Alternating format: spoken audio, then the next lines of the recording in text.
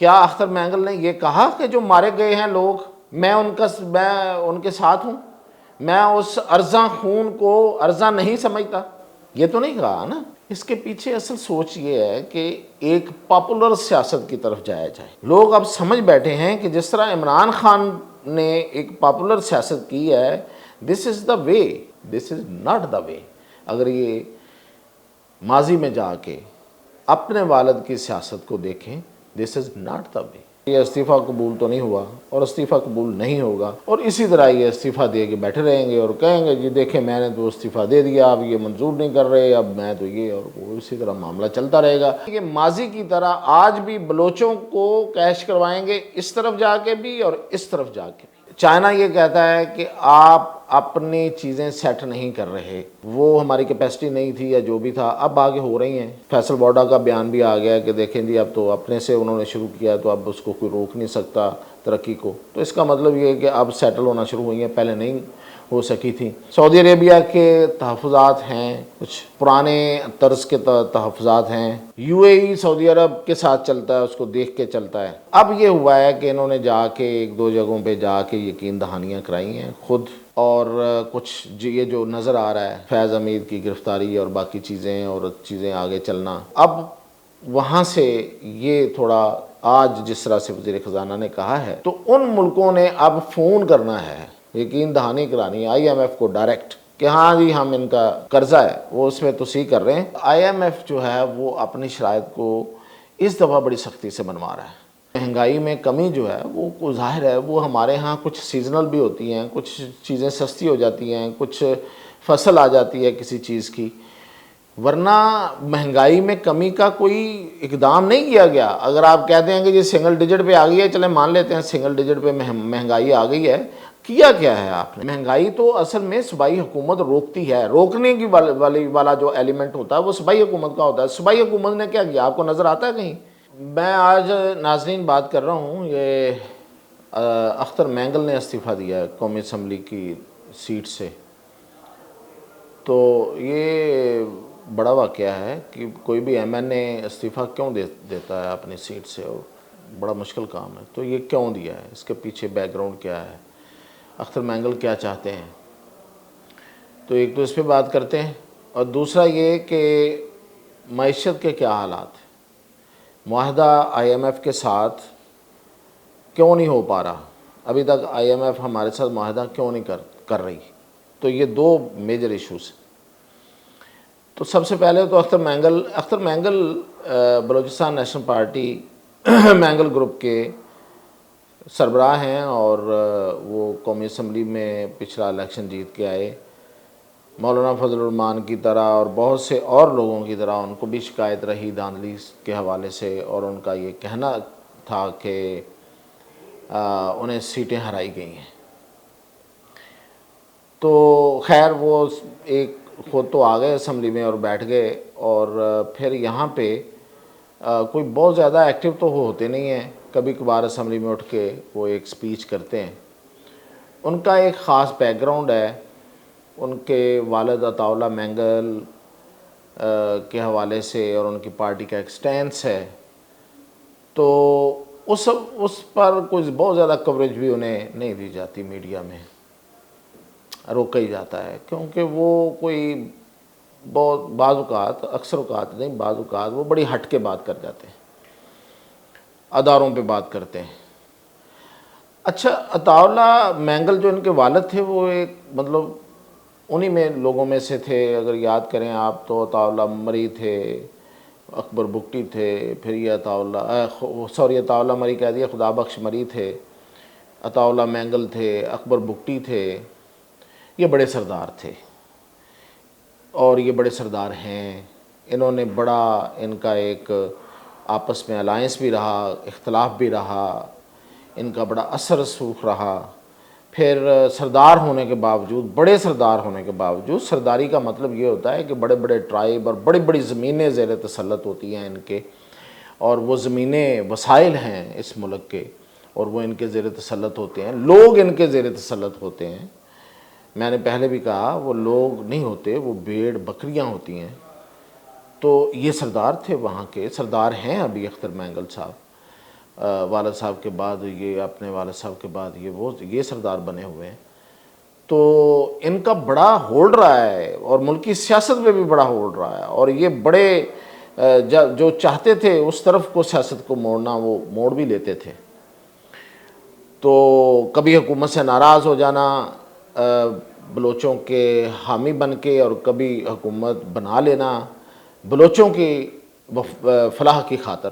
تو مطلب ادھر بھی بلوچ کیش کروائے، ادھر بھی بلوچ کیش کرائے، یہ ہسٹری ہے، یہ نون ہسٹری ہے۔ میں کوئی شان میں کسی کی گستاخی نہیں کر رہا، سردار کا بیٹا ہے۔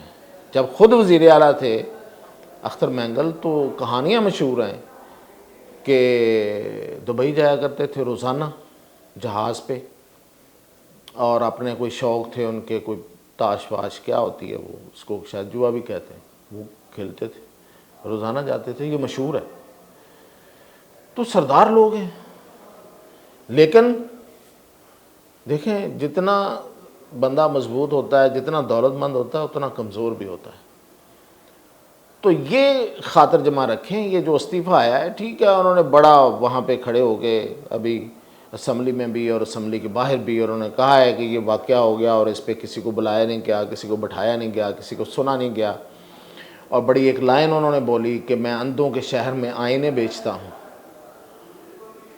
باتیں ٹھیک ہے، میں اس کے حق میں ہوں کہ دیکھیں اگر یہ جو سب اتنا بڑا واقعہ ہو گیا تھا تو کیوں بلوچستان کے سیاستدانوں پہ مشتمل ایک، کم از کم بلوچستان کے سیاستدانوں پہ مشتمل ایک کانفرنس نہیں بلائی گئی، ایک آل پارٹیز کانفرنس ایک اوورال ہونی چاہیے تھی، لیکن یہاں تو بلوچستان کے لوگوں کو بلا کے بٹھا کے کوئی بات نہیں ہوئی۔ ٹھیک ہے بات، لیکن کیا یہ اتنی بڑی بات ہے کہ استعفیٰ دے دیا جائے؟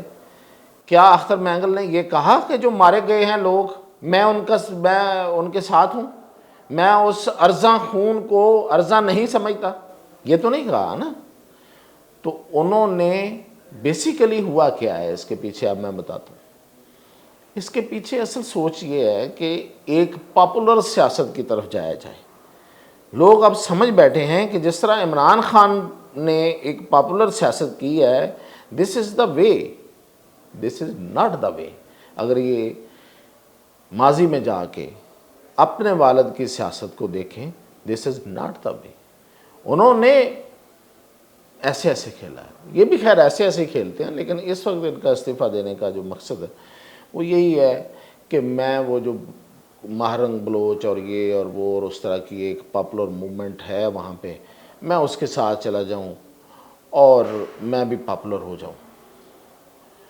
میرا نہیں خیال کہ سردار جو بلوچ ہیں وہ اتنے بھی گئے گزرے ہیں، کون کو نہیں پتہ کہ یہ سرداروں کا کیا کردار ہے اور کیا رہا ہے اور سردار کیا ہوتے ہیں۔ تو یہ ان لوگوں کے ساتھ مل کے اس طرح کے ہو جائیں گے اور اتنے پاپولر ہو جائیں گے۔ تو دوسرا دیکھیں، میں اب آپ کو بتا رہا ہوں کہ یہ استعفیٰ قبول تو نہیں ہوا اور استعفیٰ قبول نہیں ہوگا، اور اسی طرح یہ استعفیٰ دے کے بیٹھے رہیں گے اور کہیں گے جی دیکھیں میں نے تو استعفیٰ دے دیا، اب یہ منظور نہیں کر رہے، اب میں تو یہ، اور وہ اسی طرح معاملہ چلتا رہے گا۔ میں نے کہا نا کہ یہ ماضی کی طرح آج بھی بلوچوں کو کیش کروائیں گے، اس طرف جا کے بھی اور اس طرف جا کے بھی۔ پی ڈی ایم کی پچھلی حکومت کا حصہ رہے ہیں جناب اختر مینگل صاحب، اس سے پہلے وزیر اعلیٰ رہے ہیں، اس سے پہلے وزارتیں لیتے رہے ہیں۔ جب کبھی حکومت میں وزارت مل جائے تو لے لیتے ہیں، جب کو عہدہ مل جائے تو لے لیتے ہیں، لیکن جب ایسی پاپولر سیاست کرنی ہو تو وہ بھی کر لیتے ہیں، وہ بھی ان کی لیگیسی میں ہے۔ تو اس لیے یہ معاملہ اسی طرح چلے گا، کوئی بہت بڑی تبدیلی نہیں آنے والی، کوئی بہت بڑا اس سے انقلاب نہیں آنے والا۔ اگر فرض کریں کہ اس نشست کو خالی بھی قرار دے دیا جائے اور استعفیٰ منظور بھی کر لیا جائے تو کیا ہے، ایک الیکشن ہوگا، کوئی اور بندہ آ جائے گا الیکٹ ہو کے، تو سلیکٹ ہو کے، ویسے زیادہ بہتر لفظ نکل رہا تھا میں نے، تو ظاہر ہے وہاں تو سلیکشن ہی ہوتی ہے ان سرداروں کی، ان کا کیا ہے 500 ووٹ ہوتے ہیں، 600 ووٹ ہوتے ہیں، اس سے زیادہ ووٹ پڑتے ہیں ان کو۔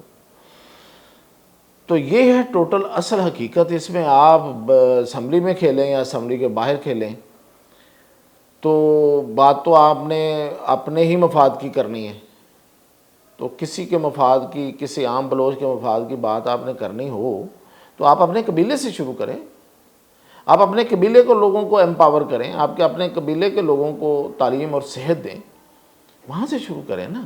جہاں آپ دے سکتے ہیں وہاں تو آپ دیتے نہیں ہیں، جہاں کوئی اور دینے والا ہے وہاں پہ جا کے آپ سیاست کر لیتے ہیں۔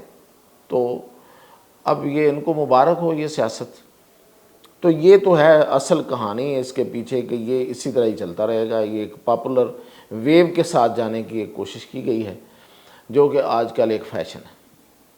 اب دوسری رہ گئی کہ آئی ایم ایف ہمارے ساتھ معاہدہ نہیں کر رہا، تو آئی ایم ایف کی شرط یہ تھی کہ دیکھیں آپ نے کہا کہ ہمیں 3 ملک جو ہیں وہ ہمیں قرض دیتے ہیں، تو وہ جو 3 ملک ہیں وہ آپ کے جو دوست ملک ہیں وہ ہیں سعودی عربیہ، یو اے ای اور چائنا۔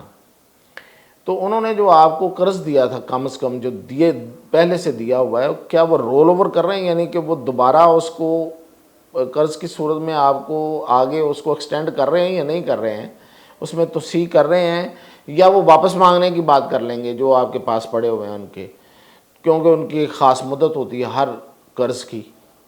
تو اگر تو وہ رول اوور کریں، یعنی کہ توسیع کر دیں کہ ٹھیک ہے جی اگلے 1-2 سال کے لیے، 1 سال کے لیے، 2 سال کے لیے ہم اسے مزید آپ کے پاس رہنے دیتے ہیں، تو پھر تو ہم معاہدہ کر لیں گے۔ تو یہ تھی شرط۔ اب یہ شرط تو پوری اس لیے نہیں ہوئی کہ ٹائم گزر گیا اور ان ملکوں نے اس کو رول اوور نہیں کیا۔ اب کیوں نہیں کیا؟ اس کے پیچھے بھی تو کوئی کہانی ہے نا، ایسے تھوڑا ہوتا ہے۔ سعودی عرب ہمارا بہت دوست ملک ہے، اس میں کوئی شک نہیں ہے۔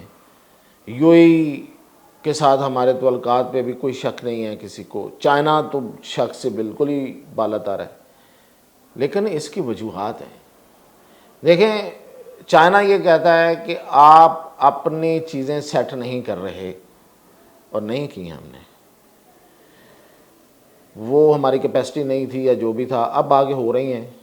فیصل بوڈا کا بیان بھی آ گیا کہ دیکھیں جی اب تو اپنے سے انہوں نے شروع کیا تو اب اس کو کوئی روک نہیں سکتا ترقی کو۔ تو اس کا مطلب یہ ہے کہ اب سیٹل ہونا شروع ہوئی ہیں، پہلے نہیں ہو سکی تھی۔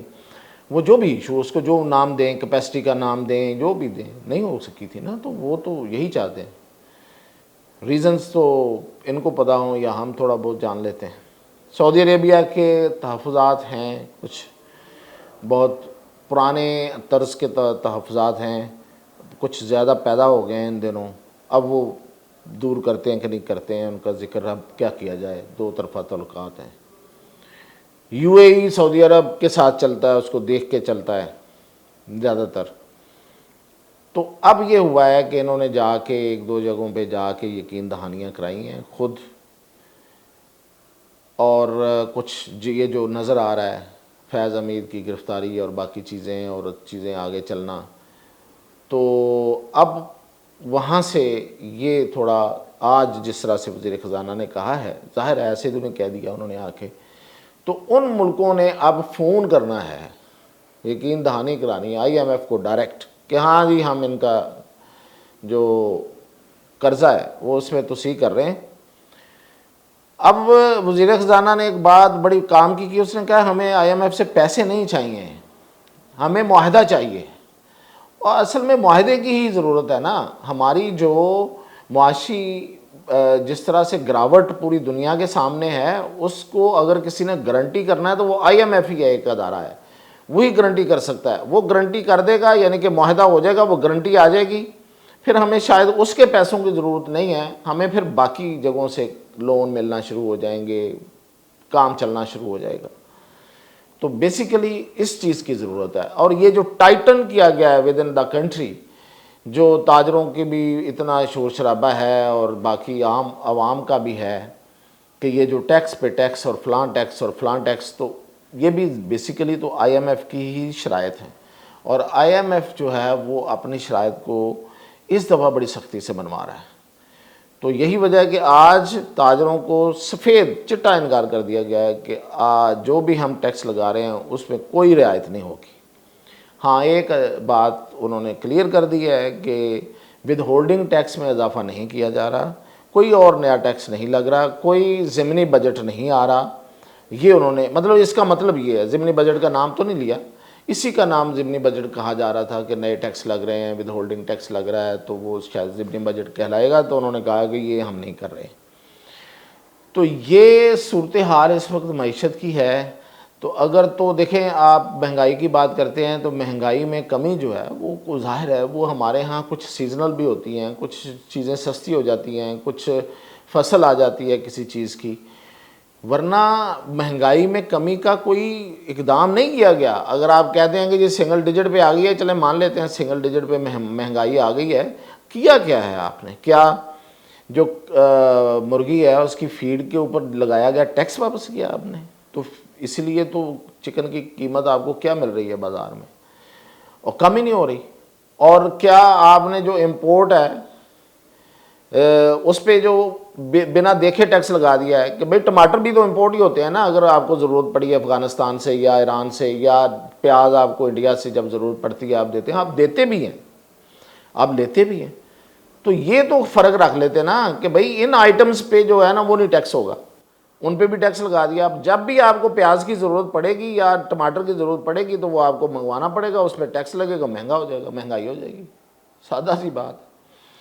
آپ نے ریٹیلرز پہ ٹیکس لگا دیا یہ سوچے سمجھے بغیر کہ آٹے والوں کو معاف کر دیں، آٹا جو ہے نا وہ تو مارکیٹ میں جاتا ہے ورنہ آٹا مہنگا ہوگا۔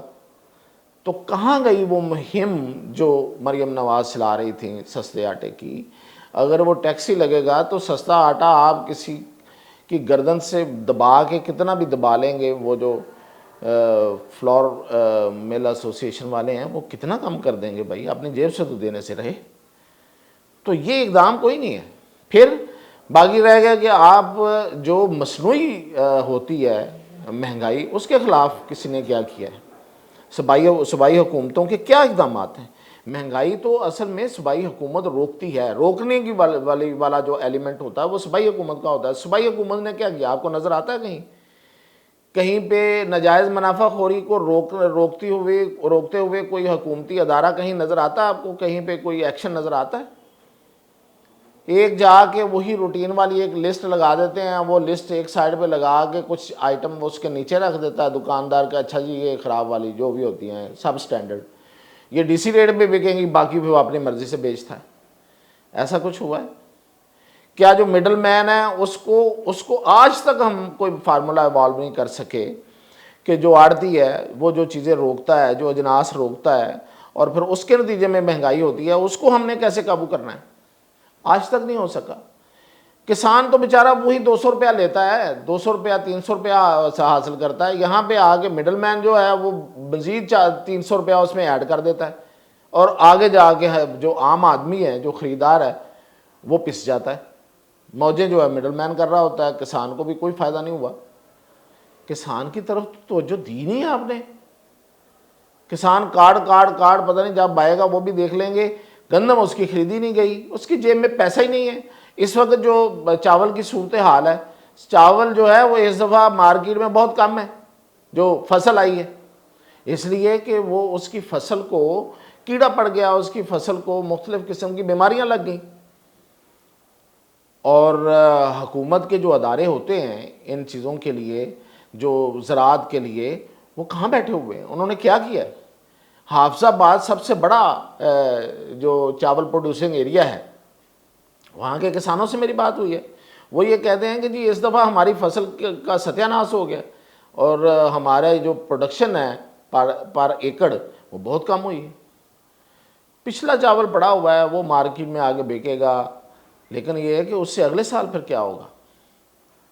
تو یہ صورتحال آپ نے کر رکھی ہے کسان کی طرف توجہ دینے کی، مہنگائی کو روکنے کی، اور یہ اس کے لیے عملی اقدام کرنے پڑیں گے۔ یہ نہیں ہے کہ آپ بیٹھ کے آپ آج وزیر اعظم صاحب کریڈٹ لے رہے تھے کہ آپ کی محنت کی وجہ سے جو مہنگائی ہے وہ رکی ہے۔ کوئی محنت کی وجہ سے نہیں رکی، کوئی ایک بات، ایک اقدام، کوئی ایک ایکشن بتا دیں جس کی وجہ سے رکی ہے، میں مان جاتا ہوں۔